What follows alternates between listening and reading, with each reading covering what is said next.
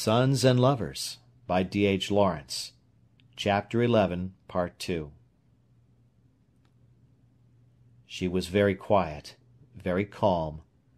She only realized that she was doing something for him. He could hardly bear it. She lay to be sacrificed for him because she loved him so much, and he had to sacrifice her. For a second he wished he was sexless or dead. Then he shut his eyes again to her, and his blood beat back again. And afterwards he loved her to the last fibre of his being. He loved her, but he wanted somehow to cry. There was something he could not bear for her sake. He stayed with her till quite late at night. As he rode home, he felt that he was finally initiated. He was a youth no longer. But why had he the dull pain in his soul? Why did the thought of death, the afterlife, seem so sweet and consoling? He spent the week with Miriam, and wore her out with his passion before it was gone. He had always, almost wilfully, to put her out of count and act from the brute strength of his own feelings. And he could not do it often, and there remained afterwards always the sense of failure and of death. If he were really with her, he had to put aside himself and his desire. If he would have her, he had to put her aside. "When I come to you," he asked her, his eyes dark with pain and shame, "you don't really want me, do you?" "Ah, yes," she replied quickly. He looked at her. "Nay," he said. She began to tremble. "You see," she said, taking his face and shutting it out against her shoulder, "you see, as we are, how can I get used to you? It would come all right if we were married." He lifted her head and looked at her. "You mean now it is always too much shock?" "Yes, and—" "You are always clenched against me." She was trembling with agitation. "You see," she said, "I'm not used to the thought." "You are lately," he said. "But all my life mother said to me, 'There is one thing in marriage that is always dreadful, but you have to bear it.' And I believed it." "And still believe it," he said. "No!" she cried hastily. "I believe, as you do, that loving, even in that way, is the high-water mark of living." "That doesn't alter the fact that you never want it." "No," she said, taking his head in her arms and rocking in despair. "Don't say so. You don't understand." She rocked with pain. "Don't I want your children?" "But not me." "How can you say so? But we must be married to have children." "Shall we be married, then? I want you to have my children." He kissed her hand reverently.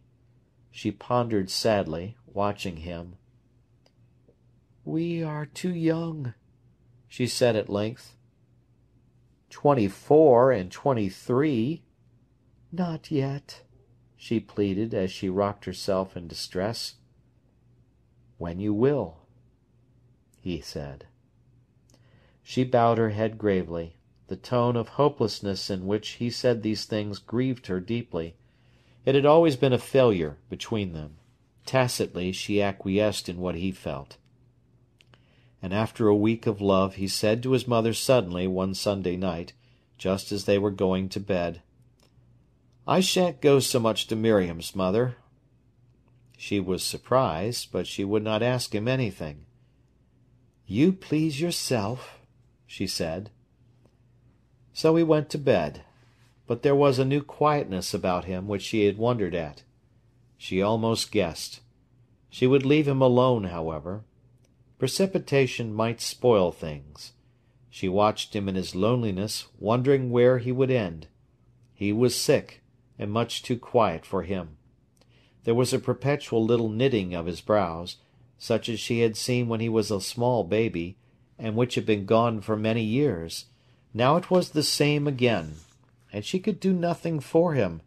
He had to go on alone, make his own way. He continued faithful to Miriam.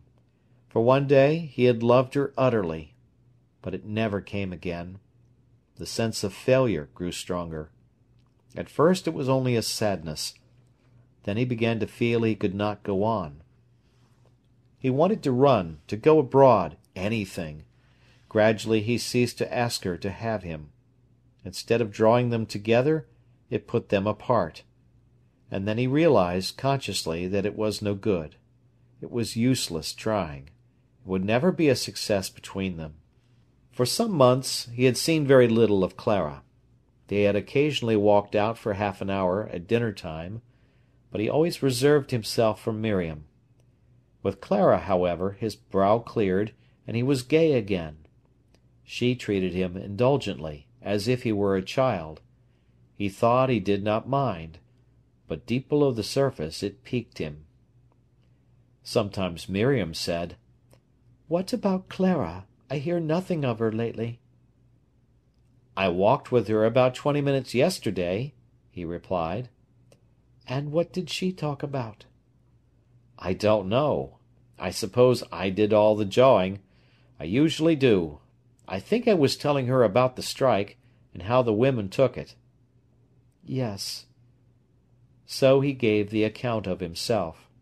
But insidiously, without his knowing it, the warmth he felt for Clara drew him away from Miriam, for whom he felt responsible, and to whom he felt he belonged. He thought he was being quite faithful to her. It was not easy to estimate exactly the strength and warmth of one's feelings for a woman till they have run away with one. He began to give more time to his men friends. There was Jessup at the art school, Swain, who was chemistry demonstrator at the university, Newton, who was a teacher, besides Edgar and Miriam's younger brothers. Pleading work he sketched and studied with Jessup. He called in the university for Swain, and the two went downtown together. Having come home in the train with Newton, he called and had a game of billiards with him in the Moon and Stars. If he gave to Miriam the excuse of his men friends, he felt quite justified. His mother began to be relieved. He always told her where he had been. During the summer Clara wore sometimes a dress of soft cotton stuff with loose sleeves. When she lifted her hands, her sleeves fell back, and her beautiful strong arms shone out. "Half a minute!" he cried. "Hold your arm still." He made sketches of her hand and arm, and the drawings contained some of the fascination the real thing had for him. Miriam, who always went scrupulously through his books and papers, saw the drawings. "I think Clara has such beautiful arms," he said. "Yes. When did you draw them?" "On Tuesday, in the workroom. You know, I've got a corner where I can work. Often I can do every single thing they need in the department before dinner. Then I work for myself in the afternoon, and just see to things at night." "Yes," she said, turning the leaves of his sketch-book. Frequently he hated Miriam. He hated her as she bent forward and pored over his things. He hated her way of patiently casting him up, as if he were an endless psychological account. When he was with her, he hated her for having got him, and yet not got him, and he tortured her. She took all and gave nothing, he said. At least she gave no living warmth. She was never alive and giving off life. Looking for her was like looking for something which did not exist. She was only his conscience, not his mate. He hated her violently, and was more cruel to her. They dragged on till the next summer. He saw more and more of Clara. At last he spoke. He had been sitting working at home one evening. There was between him and his mother a peculiar condition of people frankly finding fault with each other. Mrs. Morel was strong on her feet again. He was not going to stick to Miriam. Very well, then she would stand aloof till he said something. It had been coming a long time, this bursting of the storm in him, when he would come back to her. This evening there was between them a peculiar condition of suspense. He worked feverishly and mechanically, so that he could escape from himself. It grew late. Through the open door, stealthily, came the scent of Madonna lilies, almost as if it were prowling abroad. Suddenly he got up and went out of doors. The beauty of the night made him want to shout. A half-moon, dusky gold, was sinking behind the black sycamore at the end of the garden, making the sky dull purple with its glow. Nearer, a dim white fence of lilies went across the garden, and the air all round seemed to stir with scent, as if it were alive. He went across the bed of pinks, whose keen perfume came sharply across the rocking, heavy scent of the lilies, and stood alongside the white barrier of flowers. They flagged all loose, as if they were panting. The scent made him drunk. He went down to the field to watch the moon sink under. A corncrake in the hay-close called insistently. The moon slid quite quickly downwards, growing more flushed. Behind him the great flowers leaned as if they were calling, and then, like a shock, he caught another perfume, something raw and coarse. Hunting round, he found the purple iris, touched their fleshy throats and their dark, grasping hands. At any rate, he had found something. They stood stiff in the darkness. Their scent was brutal. The moon was melting down upon the crest of the hill. It was gone. All was dark. The corncrake called still. Breaking off a pink, he suddenly went indoors. "Come, my boy," said his mother. "I'm sure it's time you went to bed." He stood with the pink against his lips. "I shall break off with Miriam, mother," he answered calmly. She looked up at him over her spectacles. He was staring back at her, unswerving. She met his eyes for a moment, then took off her glasses. He was white. The male was up in him, dominant. She did not want to see him too clearly. "But I thought—" she began. "Well," he answered, "I don't love her. I don't want to marry her. So I shall have done." "But," exclaimed his mother, amazed, "I thought lately you had made up your mind to have her, and so I said nothing." "I had. I wanted to. But now I don't want. It's no good. I shall break off on Sunday. I ought to, oughtn't I?" "You know best. You know I said so long ago." "I can't help that now. I shall break off on Sunday." "Well," said his mother, "I think it will be best. But lately I decided you had made up your mind to have her, so I said nothing, and should have said nothing. But I say, as I have always said, I don't think she is suited to you." "On Sunday I break off," he said, smelling the pink. He put the flower in his mouth. Unthinking, he bared his teeth, closed them on the blossom slowly, and had a mouthful of petals.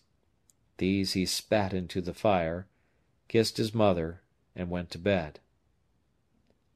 On Sunday he went up to the farm in the early afternoon. He had written Miriam that they would walk over the fields to Hucknall. His mother was very tender with him. He said nothing, but she saw the effort it was costing. The peculiar set look on his face stilled her. "Never mind, my son," she said. "You will be so much better when it is all over." Paul glanced swiftly at his mother, in surprise and resentment. He did not want sympathy. Miriam met him at the lane end. She was wearing a new dress of figured muslin that had short sleeves. Those short sleeves, and Miriam's brown-skinned arms beneath them, such pitiful, resigned arms, gave him so much pain that they helped to make him cruel. She had made herself look so beautiful and fresh for him. She seemed to blossom for him alone. Every time he looked at her, a mature young woman now, and beautiful in her new dress, it hurt so much that his heart seemed almost to be bursting with the restraint he put on it. But he had decided, and it was irrevocable. On the hills they sat down, and he lay with his head in her lap, whilst she fingered his hair. She knew that he was not there, as she put it. Often when she had him with her, she looked for him and could not find him, but this afternoon she was not prepared. It was nearly 5 o'clock when he told her. They were sitting on the bank of a stream, where the lip of turf hung over a hollow bank of yellow earth, and he was hacking away with a stick, as he did when he was perturbed and cruel. "I've been thinking," he said, "we ought to break off." "Why?" she cried in surprise. "Because it is no good going on." "Why is it no good?" "It isn't.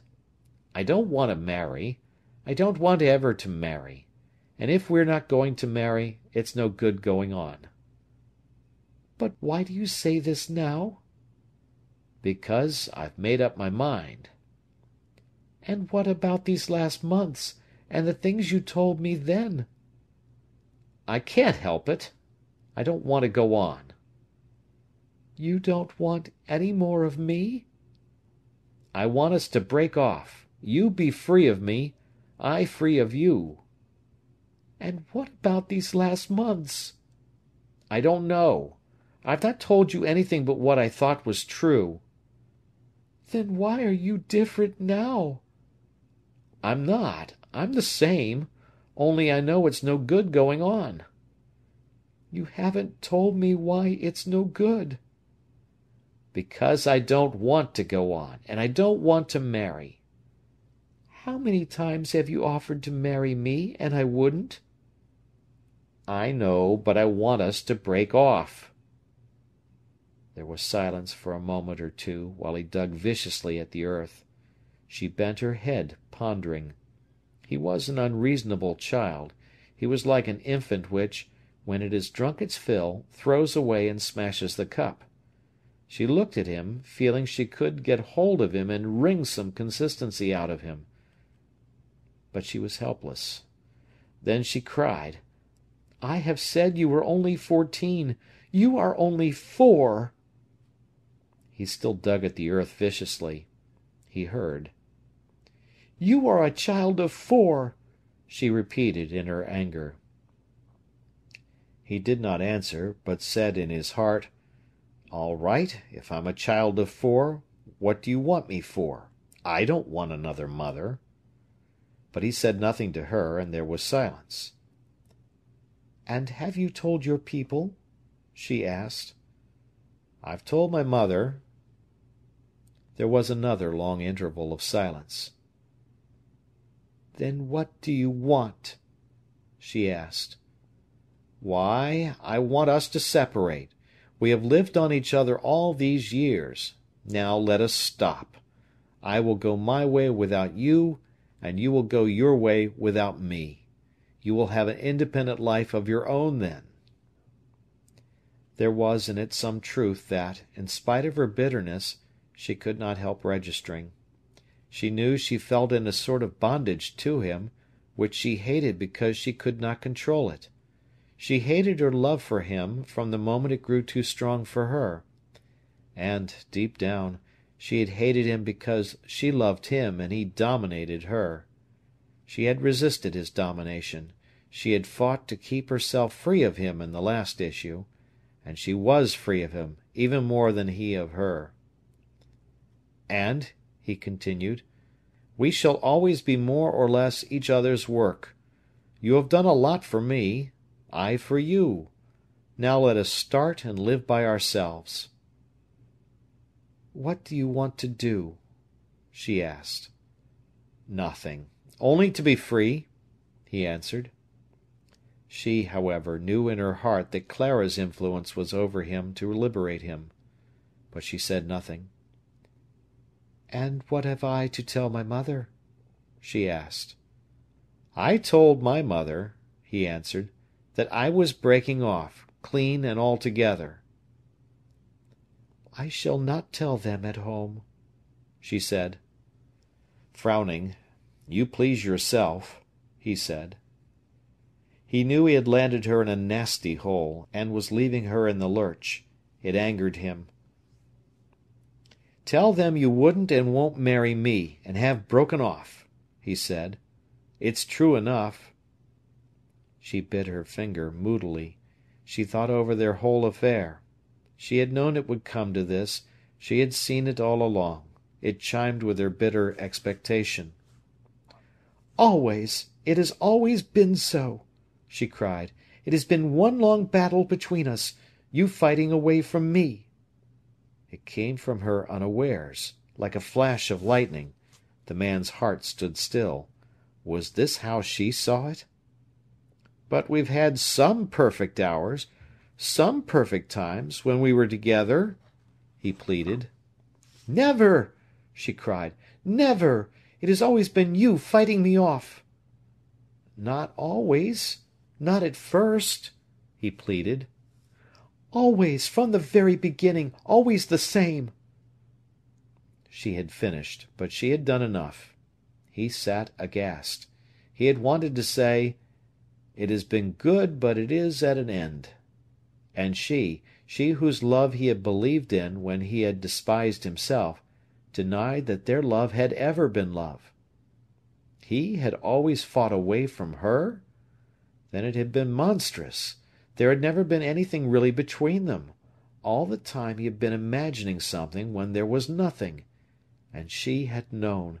She had known so much, and had told him so little. She had known all the time. All the time this was at the bottom of her. He sat silent in bitterness. At last the whole affair appeared in a cynical aspect to him. She had really played with him, not he with her. She had hidden all her condemnation from him, had flattered him and despised him. She despised him now. He grew intellectual and cruel. "You ought to marry a man who worships you," he said. "Then you could do as you liked with him. Plenty of men will worship you, if you get on the private side of their natures. You ought to marry one such. They would never fight you off." "Thank you," she said. "But don't advise me to marry someone else any more. You've done it before." "Very well," he said. "I will say no more." He sat still, feeling as if he had had a blow, instead of giving one. Their 8 years of friendship and love, the 8 years of his life, were nullified. "When did you think of this?" she asked. "I thought definitely on Thursday night." "I knew it was coming," she said. That pleased him bitterly. Oh, very well. If she knew, then it doesn't come as a surprise to her, he thought. "And have you said anything to Clara?" she asked. "No, but I shall tell her now." There was a silence. "Do you remember the things you said this time last year, in my grandmother's house? Nay, last month even." "Yes," he said, "I do, and I meant them. I can't help that it's failed." "It has failed because you want something else."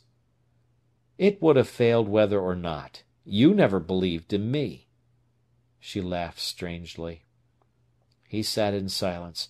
He was full of a feeling that she had deceived him. She had despised him when he thought she worshipped him. She had let him say wrong things, and had not contradicted him. She had let him fight alone.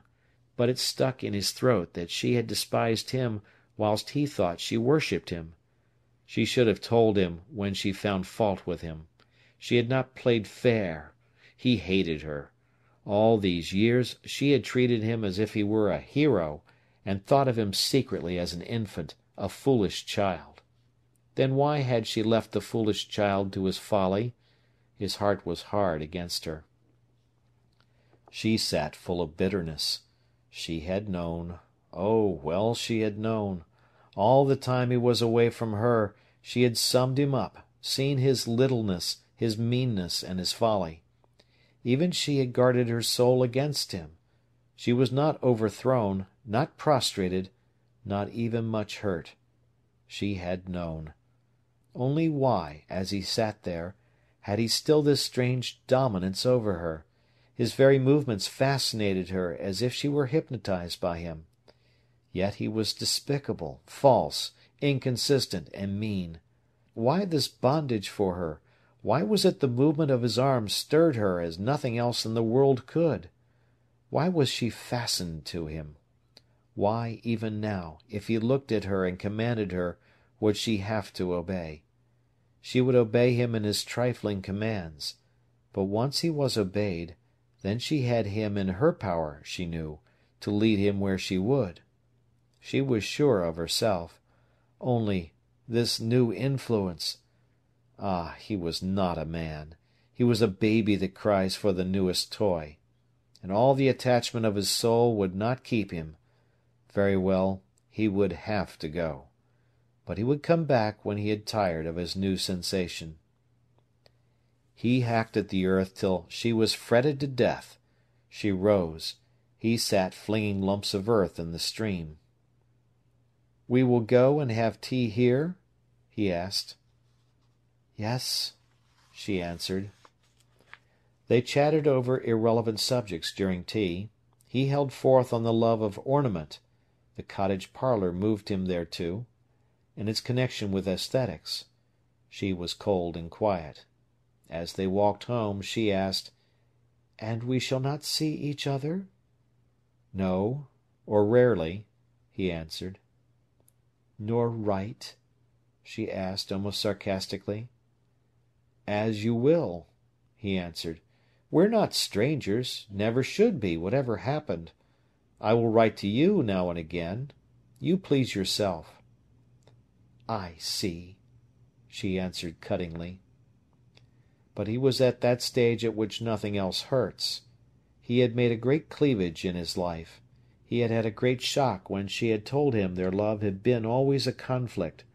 Nothing more mattered. If it never had been much, there was no need to make a fuss that it was ended. He left her at the lane end. As she went home, solitary, in her new frock, having her people to face at the other end, he stood still with shame and pain in the high-road, thinking of the suffering he caused her. In the reaction towards restoring his self-esteem, he went into the Willow Tree for a drink. There were 4 girls who had been out for the day, drinking a modest glass of port. They had some chocolates on the table. Paul sat near with his whisky. He noticed the girls whispering and nudging. Presently one, a bonny dark hussy, leaned to him and said, "Have a chocolate?" The others laughed loudly at her impudence. "All right," said Paul. "Give me a hard one. Nut. I don't like creams." "Here you are, then," said the girl. "Here's an almond for you." She held the sweet between her fingers. He opened his mouth. She popped it in and blushed. "You are nice," he said. "Well," she answered, "we thought you looked overcast, and they dared me offer you a chocolate." "I don't mind if I have another sort," he said. And presently they were all laughing together. It was 9 o'clock when he got home, falling dark. He entered the house in silence. His mother, who had been waiting, rose anxiously. "I told her," he said. "I'm glad," replied the mother with great relief. He hung up his cap wearily. "I said we'd have done all together," he said. "That's right, my son," said the mother. "It's hard for her now, but best in the long run. I know. You weren't suited for her." He laughed shakily as he sat down. "I've had such a lark with some girls in a pub," he said. His mother looked at him. He had forgotten Miriam now. He told her about the girls in the willow tree. Mrs. Morel looked at him. It seemed unreal, his gaiety. At the back of it was too much horror and misery. "Now have some supper," she said very gently. Afterwards, he said wistfully, "She never thought she'd have me, mother, not from the first, and so she's not disappointed."